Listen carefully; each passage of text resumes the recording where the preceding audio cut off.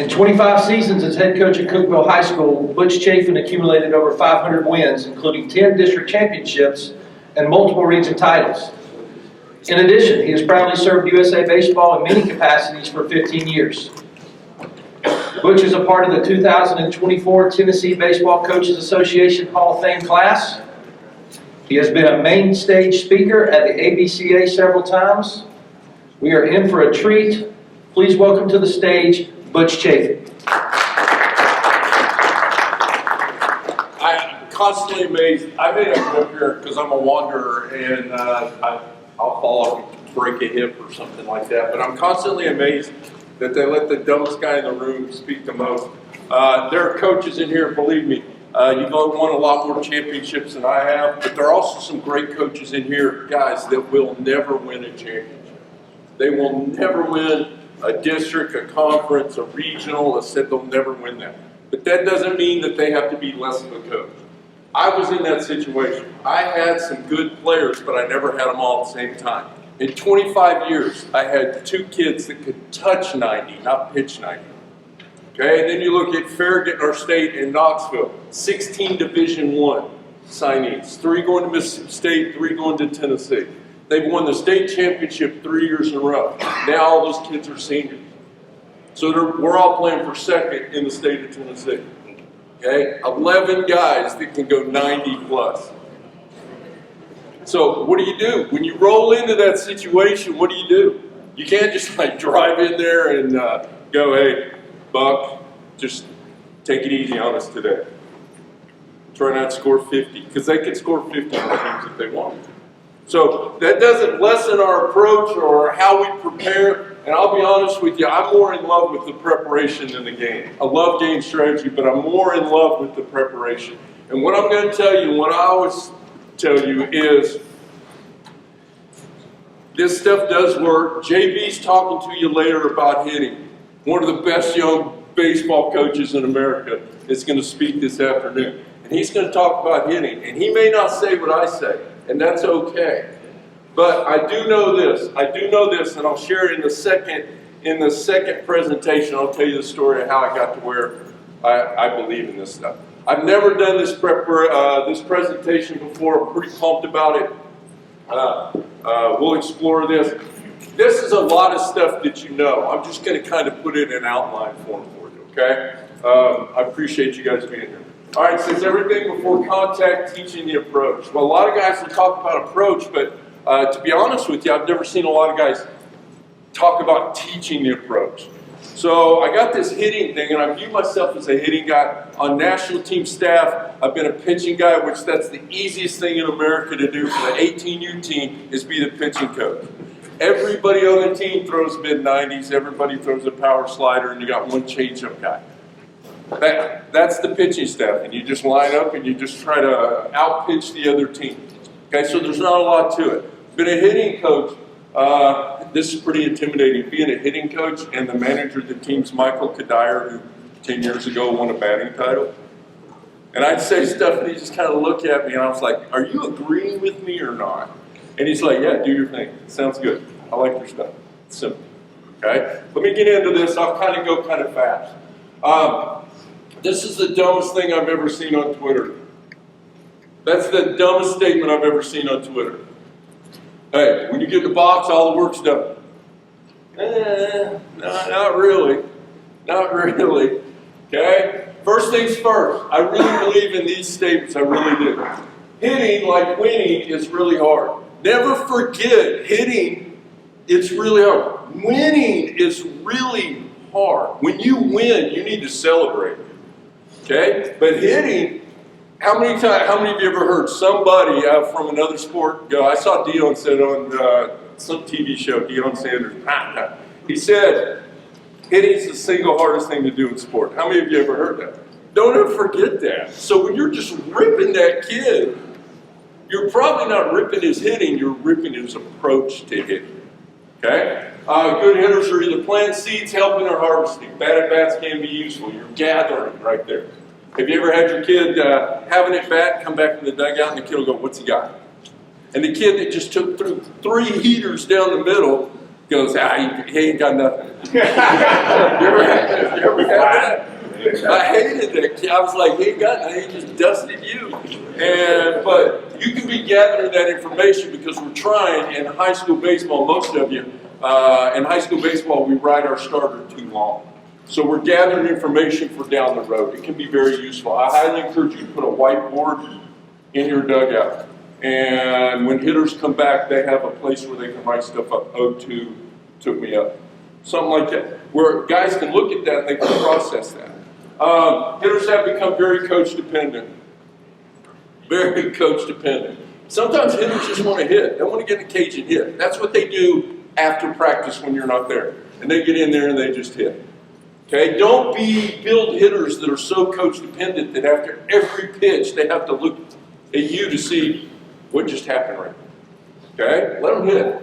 Hitters usually work strengths more than weakness. Self-awareness is rare among amateur hitters. Guys, I see 3,500 16 and 17-year-olds every summer. 3,500. Okay, they lack self-awareness. So they have no idea what they're doing. They have no idea what they're doing. That's when the hitting stuff becomes a conversation. Okay, you say things like, I said this about 1,000,000 times and I don't mean it. Hey, what'd that feel like? And in my head, I'm like, I know exactly what it felt like. It felt like a big pile of garbage. Okay, and they'll go, I felt really good. And I'm like, nah, there's no way you felt good about it. Okay, amateur hitters rarely have the proper approach to the bat. They're just trying to hit. Hitters are just trying to hit. High school hitters trying to hit. You got a freshman with approach. I'll show you a freshman in a second that had an approach that's unbelievable. But it's very rare for a high school hitter to really have a grasp. And you'll say things like, you're assigned your role. If you lock it in stone, I'm telling you, we played Team Japan first inning. First guy pops up, second guy gets on base, and a 3-hole hitter with 1 out is squaring the bunt. The guy ended up being MVP in the tournament. Hit like 400 in the tournament, first inning. The Japanese guys are putting it down because they understand the object of the game, to touch the thing shaped like a house. Okay, get them around the bases and touch the house. All right? 4 innings later, they're 4-hole hitters dropping down sacrifice bunts. And I'm like, oh my gosh, I tried to tell you guys. Approach is a conversation, has to be a mission. We as coaches worry about how they feel doing it. Okay, this is something, and this is in the next presentation also. It says hit it far versus hit it hard. There's a difference between strength and power. Okay? You want your hitters to have strength so they can have power. No such thing as a power hitter. All hitters need to have strength. Can they hit it hard as opposed to can they hit it far? If they have strength, they have the ability to hit it far. But a lot of guys you see like your freshmen just swinging out of their pants trying to hit it over the fence. Okay? Hit it far mindset sets you up for failure. We've all seen that. You've done it. I've done it. Where you put the radar, you put the ball on the tee, and you're trying to measure stuff. I'm going to show you some stuff here in a second. It's crazy. And those guys totally lose what they're doing trying to hit it as hard as they can.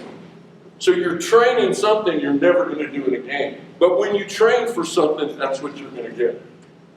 You put a ball on the tee and put the radar gun because you're going for exit velocity and fast speed, and then they get in the game and they do the same swing, you're like, hey, keep your head in there. Makes no sense, guy. Makes no sense. Train to hit it hard, not hit it far. Hit it far mindset will cause you to develop flaws. We'll talk about that in a second. Hit it far mindset allows other thoughts to enter your mind. When you're trying to hit it far, you start thinking about things you shouldn't be thinking about. Okay? What if I pop up? What if they catch it? If, when I go yard, I can bat flip. What's my bat flip going to look like? Okay, am I going to go straight up? Am I going to launch it? Am I going to tomahawk it? See, other things creep in. Okay? So hit it far mindset is for elite people and special people. Okay? 750 freaks on the planet that are all in the big league. When you blow up your favorite team's worst player, that dude's a freak. He's in the big league. Albies, Acuna, those guys are that tall and they're freaks. Your guys, you can't watch film and tell your little freshman second baseman when he's 95 pounds, hey, be like that. Can't do that. Those guys are freaks. Okay, so be careful what you say. All right, here's approach. It's a way of dealing with something. dealing with something. The baseball approach is evolving with each pitch. What is the intent of the at-bat? It can change pitch to pitch. Get on, move runners, get the runner home. Those are the general objectives of the approach. Okay, keep that in mind. It can change. It's evolving. I love this. Gillen says this. He was at Valdosta. He wrote the book High Scoring Baseball, and then he went to Kentucky, and now he's at Utah. And he said that the two greatest plays in baseball are the walk and the home run because they're undefensible. Third greatest play is fouling off a two-strike pitch because it could lead to the second greatest play, the walk. That's an approach. Okay, and we'll talk about that in a second. All right, we've all had that hitter. His name was Will Campbell.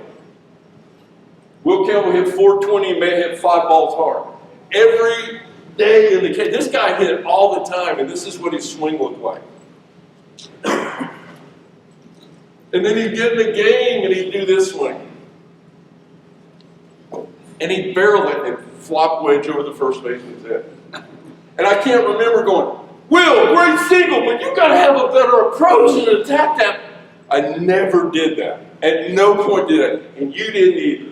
Some kid did everything mechanically wrong and got a hit. You didn't say a word. Did not say a word. So we've all had that. Who's had that guy? So he just had a knack for doing that. Okay?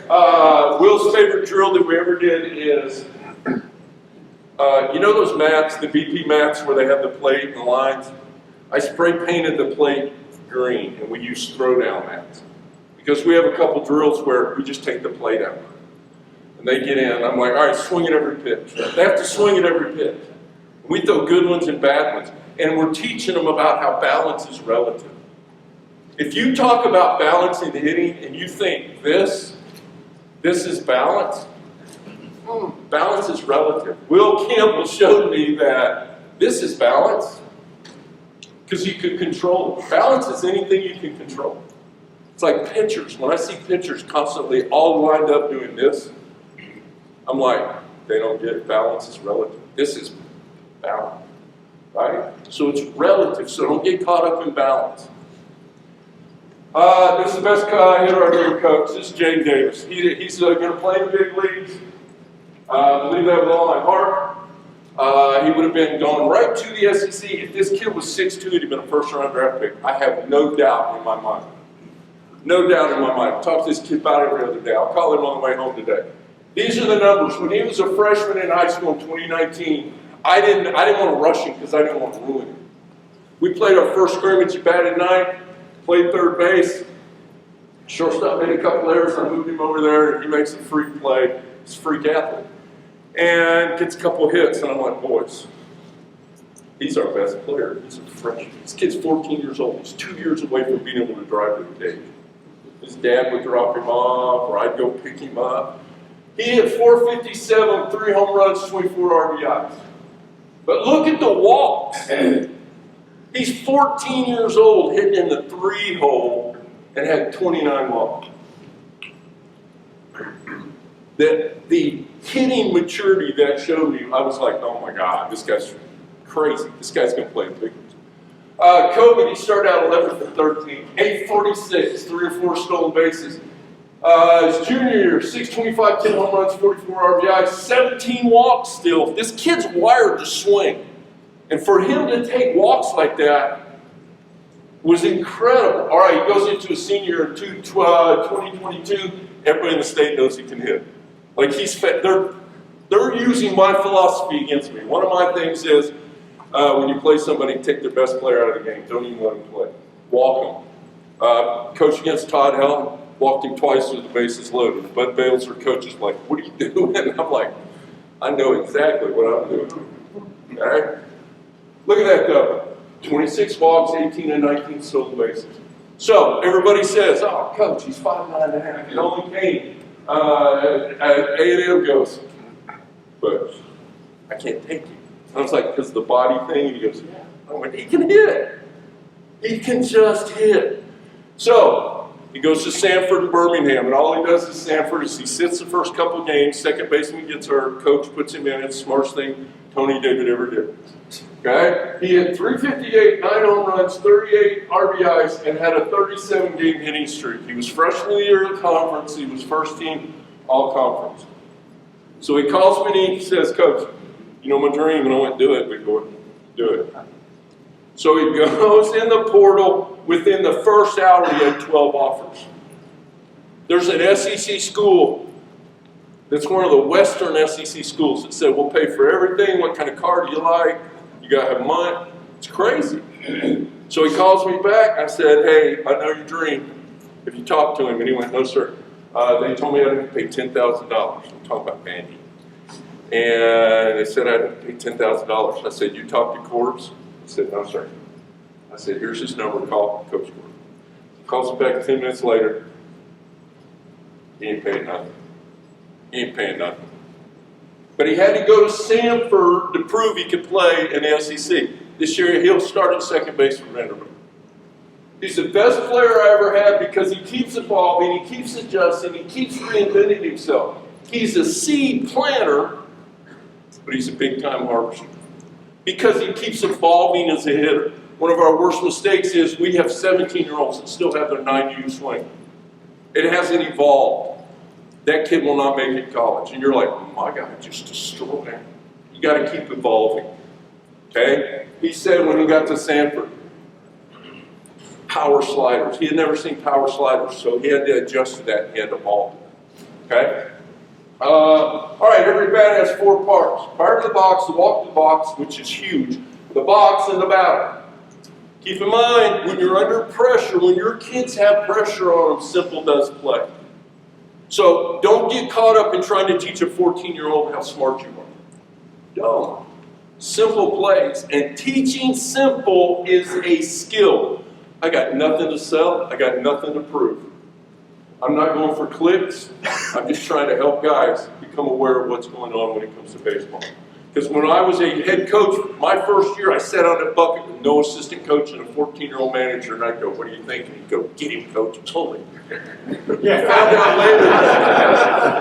found out later that that kid, he just like making pitching changes. So I go out there and get him, and I'm like, about the 20th time I did it, I was standing on the mound, and I was like, hey, good job. And I took the ball, and I was standing there with the catcher, and I was like, oh my gosh. I got a 14-year-old telling me when to pull. What am I doing? Okay? Teaching simple is a skill. If you can make it simple and keep building on more and more and more and piling simple up, you'll have success, I promise you. All right, here's your first part. It's all a scouting report. It's advanced. Any kind of film. These kids put everything on film. They're killing it. If you're not watching like film clips or Googling kids, they'll tell you everything they're going to do. And then the now. I love the now. When I was coaching in college, we used to get scouting reports, synergy and all that stuff. 10 games out. We wanted 10 games out. And I was like, that's too much. A lot can happen in 10 games. Just give me the last 10 at-bats. How about the last 10 at-bats? Okay? What's the first pitch in high school? What's the first pitch? What's the out pitch? What are the shapes? 12-6 breaking balls a lot more devastating than a hard slider. In my mind, in my hitter's mind, 12-6 will give you fits. Hard slider, we can adjust the stuff moving across the plate or moving into. Okay? What do they struggle with? I really like that. Not what's their best pitch, what do they struggle with? And if you start paying attention, you'll see stuff like left-hander that can throw change-ups to right hand. You'll start seeing stuff like that. Okay? And then you've heard this. There'll be that one kid in the dugout. He's played for every summer league team. He plays 500 games in the summertime. And they'll all go, hey, have you seen this guy? Oh, yeah. I saw him at Lake Point. They have information. All right. Here's the second part. It's to walk to the plate. When you walk to the plate, teach your hitters to do this. Teach your hitters when they walk to the plate. Helton taught me this. We talked about this for an hour. Okay? And teach your hitters walk the plate and carry the barrel. This looks more intimidating than this. You ever had freshmen? They walk to the box and held the bat. Walk carrying the barrel, and while they're carrying the barrel, they need to be looking at the defense. Okay? Watch how many of your guys, they look into the stands. They need to be looking at the defense. Thinking about the situation, What's my job? What do I got to do? Coach will probably tell me what's the objective of this at-bat. Every at-bat has an objective, okay? And that's baseball math right there. Practice, situation arises, that's going to be your approach. And I look at Belichick. Belichick's about to make all the money in the world with this next stop. One sign in the facility. When you walk in, there's one sign that says, do your job. That's his famous quote. How many of you use that, Coach? Just do your job. Okay? What a great quote to have. Just do your job. That's what approach is. Okay? Just do your job. All right?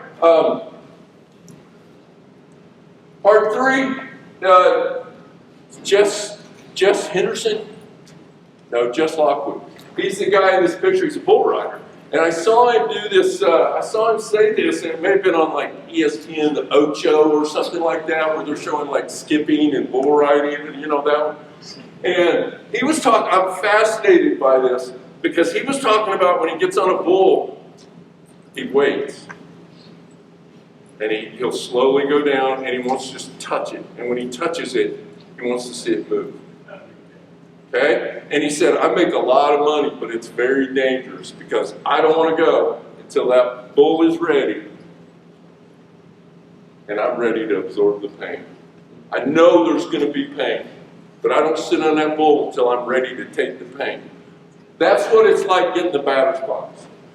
Okay? You got to have breath, use your breath, like Alan says. Use your breath, calm yourself, climb in, get comfortable. I always did this. When I was right-handed hitter, before I got in the box, I would turn my back on the pitcher, and I would do the dirt like this. It was my way of saying, here's my butt, come and get me. I just disrespect the pitcher by turning my back on him. Okay? That was how I got ready. That was my focus. And then I climb in, I get comfortable. I could never get comfortable if the hole in the front is bigger than the hole in the back. You ever seen batter's box like that? Like where you're up on a hill. And like I could never get comfortable with that. Drove me. I would move like out of the batter's box, and the plate would be over there. And I'm like, I'm comfortable over here. I'm not going to get a hit, but I'm comfortable. Okay. All right. Ask your guys. Hey, what has to feel right for you to feel right? Boy, you talk about learning about your players. If you say, hey, what has to feel right for you to feel right? Watch the look on their face. They know, they just never said it out loud. Okay? And then, where do you stand? I believe this. I believe this, and I've seen it so many times. My freshmen will come in and they'll stand right on the plate, they'll stand in the front of the box. I'm like, what are you doing? He goes, well, I want to be able to pull it, and he throws a curveball, and I'm like, you're the dumbest human being on it. You're the dumbest human being on the planet. I would suggest this, because I've seen it work.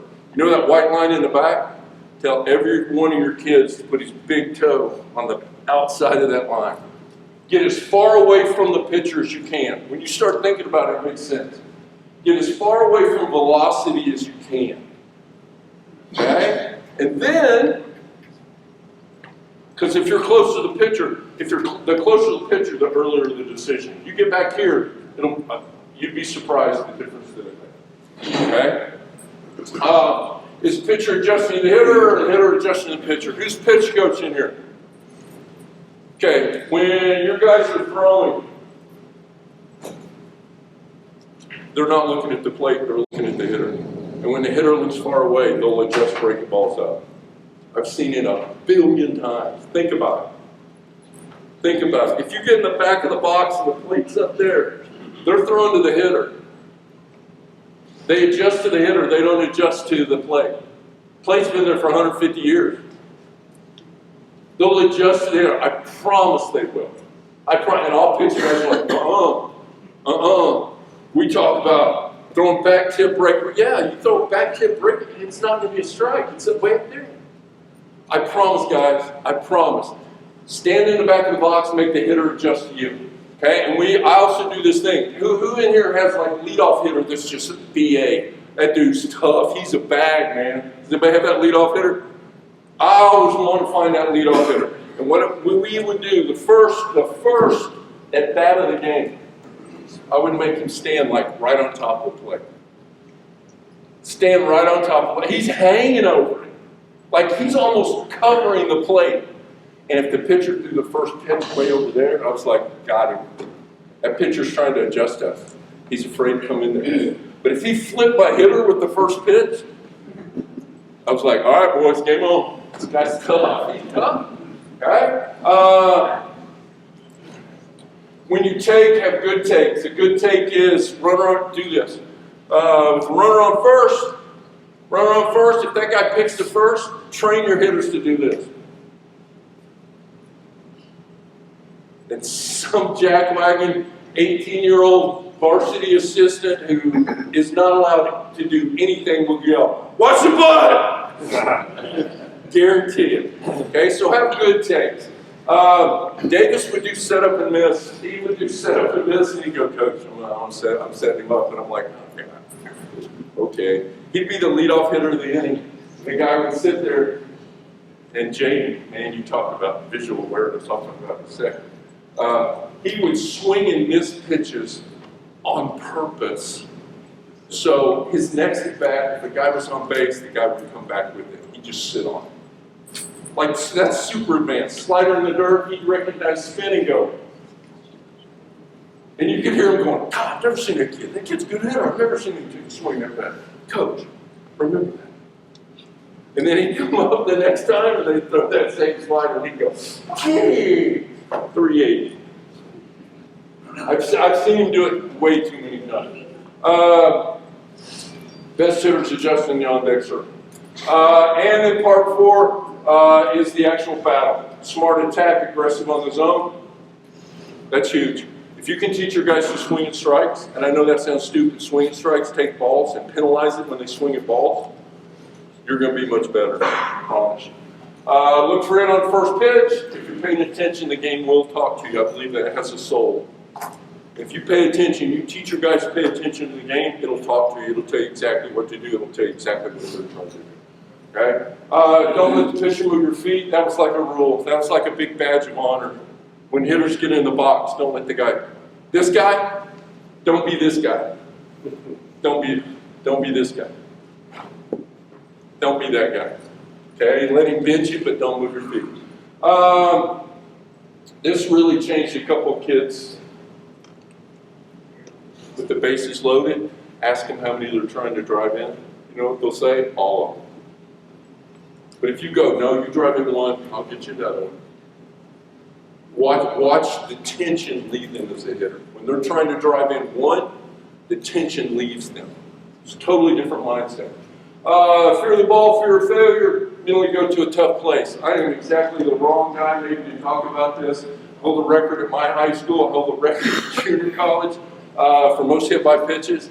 That really, you guys talk about fear in the box. I must have missed that day or something. I would just stand there and wear it. And I can remember looking in junior college, looking at my teammates on the on-deck circle going, can't hit this guy. Right for ribs. They just go up and go, boom, oh, God, told you. I can remember doing that. So when I have kids that have fear, I acknowledge it and I go, you gotta go to a tough place, man. Be the hero. Be the hero today. Hayes in the barn when it comes to mechanics at that point. That's what that guru was talking about. If you're in the box, you know that, you're thinking about back shoulder and all that stuff, you're probably in trouble. Zone awareness, that's the new thing coming. That's what all the big boys are going to start talking about. Okay? How often do they chase? And at USA, and I'm 17 years with USA, the big thing for me when I'm evaluating is 3,500 kids every year. I'll walk up to the backstop and I'll look and I'll go, no. And I just walk away. Because sometimes I can see it in their stance. Both their feet are turned out and they got the bat way up here. I'm like, you are not going to hit Yamaha Yaha. Chinese Taipei. You're not. Okay? That's how I wrote it on the chart. Okay? So I look at chase percentage. Don't chase the zone is a famous Gary Ward. You young guys who don't know who Gary Ward was, he was at Oklahoma State. He's the original hitting guy. Okay? And he made it very technical, but at the same time made it very simple. He used to call, don't chase the zone. Don't make the zone move on you. Stay with the zone. Okay? Swing and miss. You can get away with one guy in the lineup that swings and misses a lot, but if you have a team of swing and miss, it won't play. I love what Wade Boggs said. My hitting zone is tighter than my strike zone. Okay, and I'm old, and my guy was Rod Carew, and Rod Carew, I heard an umpire say one time, if Rod doesn't swing at it, it's a ball. That's ultimate respect. Okay, if he don't swing, it's probably a ball. Okay, pitch recognition, shape and speed. I know it sounds like a waste of time in practice, but set up pitching machines and let them take, and we'll talk about in the hitting thing. I'm gonna bring this together for you. But let them see shapes. Let them see reads out of machines, because machines simulate, they can simulate anything. Stand-ins are good. You guys do stand-ins and bullpens? When you do it, take a bat, wood bat, cut it in half, and let them hold the bottom, and let them swing. Because I think you can time standing, but I know you can time if you swing. So if you just like cut this bat off right here, and put them in a box with a helmet on, and let them swing at pitches in bullpens, now I know they're timing stuff, okay? Because there's two parts of timing, and we'll get to that. Get a good swing off.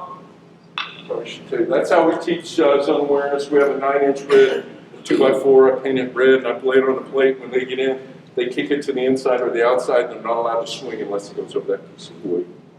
Okay? Crankers are, we put the machine on the knees, put a pitch in, crank it, and it just keeps lifting it up. And there'll come a point where they can't hit it.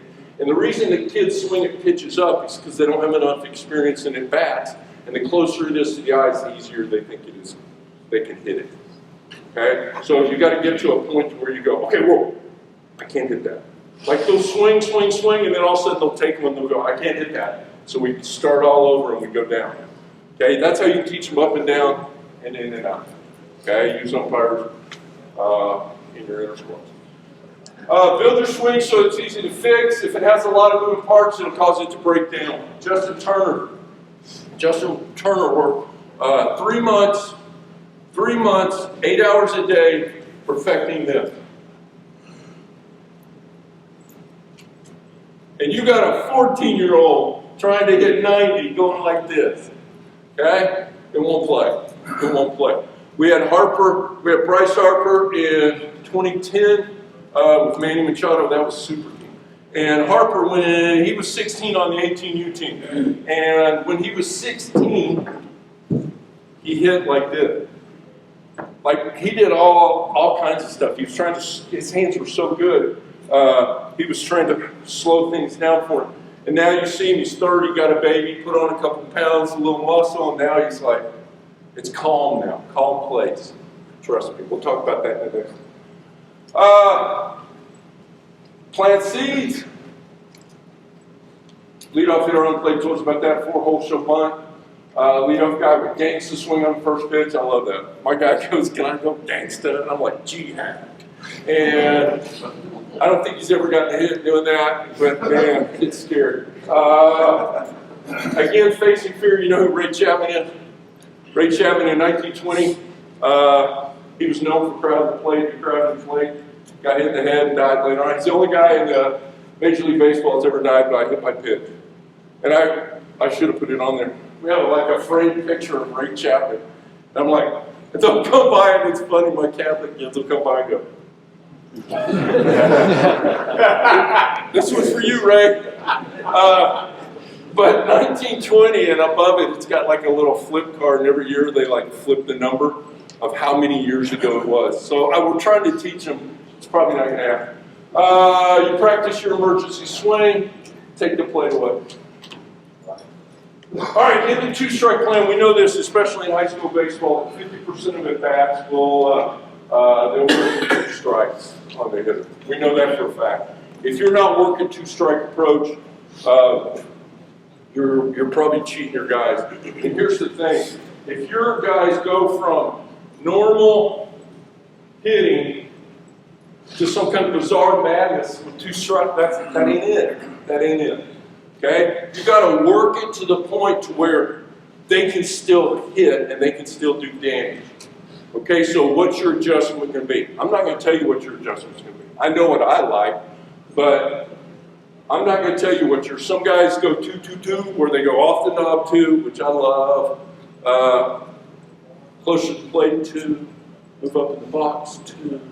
You figure out your philosophy and you go with it, but it needs to get results. It just doesn't need to be. You know what I mean? All right.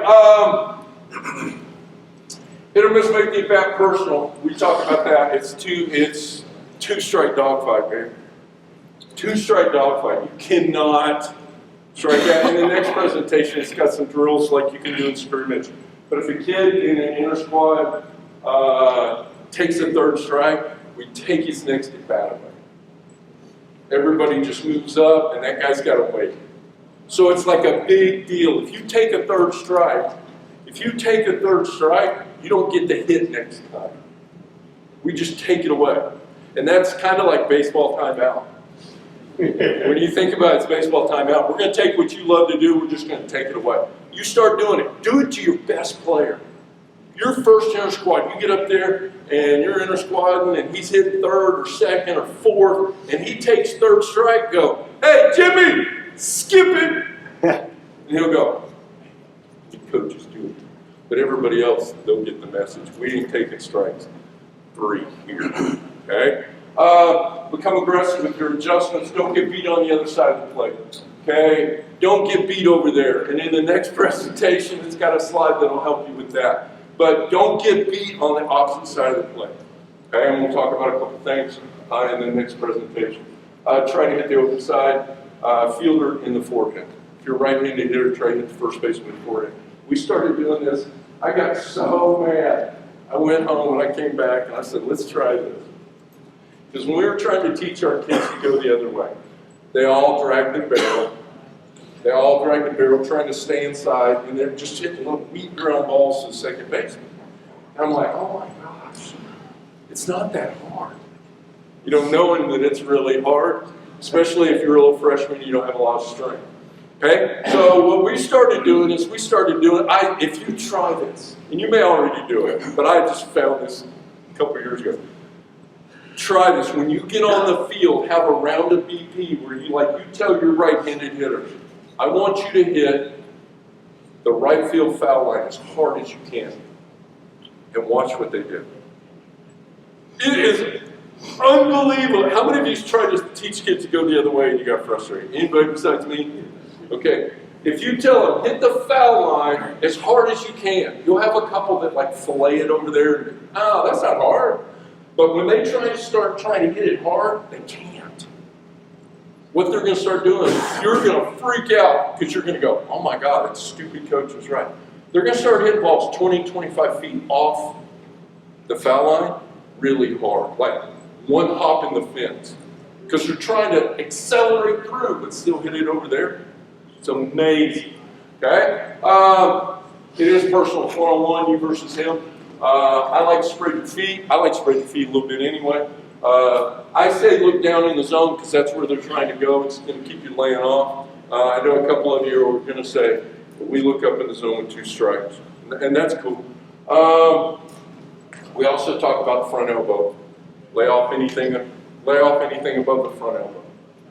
That's kind of our guide. And all my guys, they know. There's my front elbow. I'm not swinging anything above my front elbow because I probably can't get to it. Okay, so we use the front elbow and we look down and we look over there. And if it's in, we'll just fight.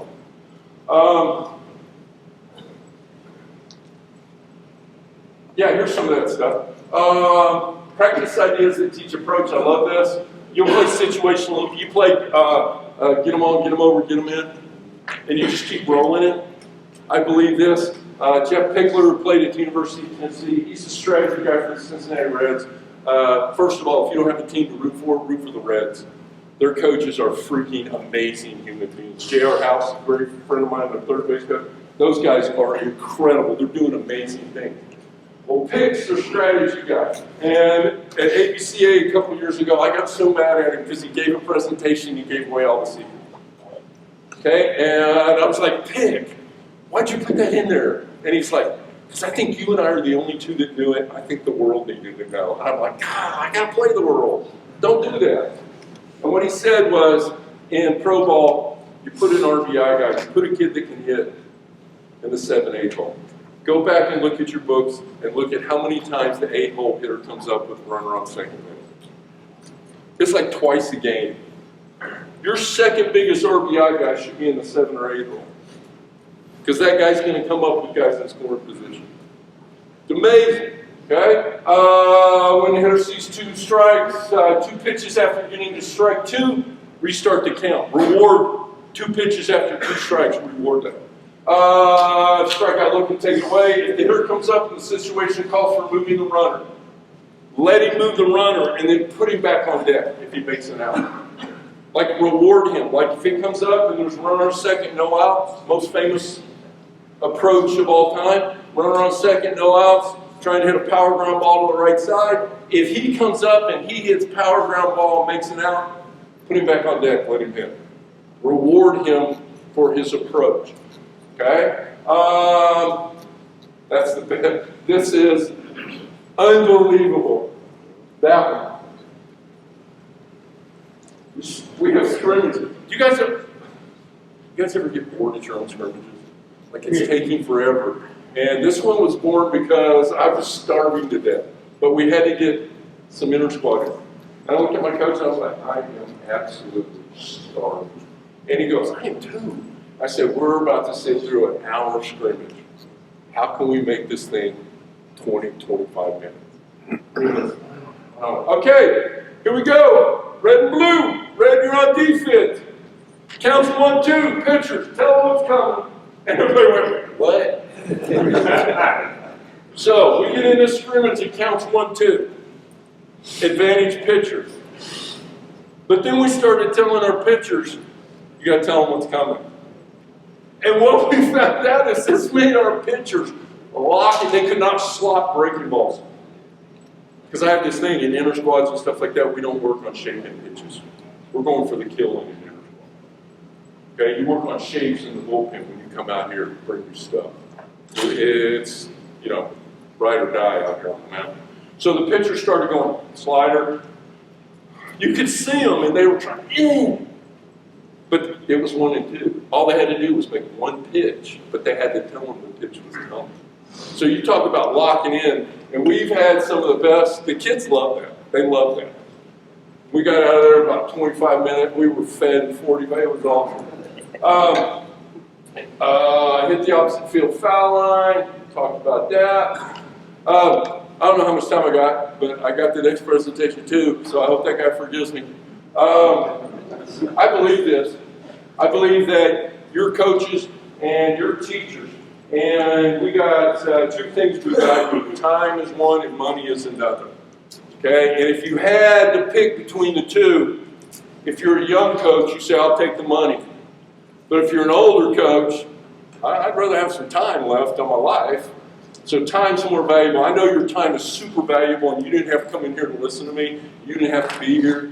And I appreciate that one. You know, we are the guardians. And like they said in the FCA, you have a chance to make an impact. That sounds so corny and so hokey, but it is true. And I value the relationships I've made, not just with players, but with coaches also. I appreciate you doing that. There's my information. If I can do anything for you, let me know.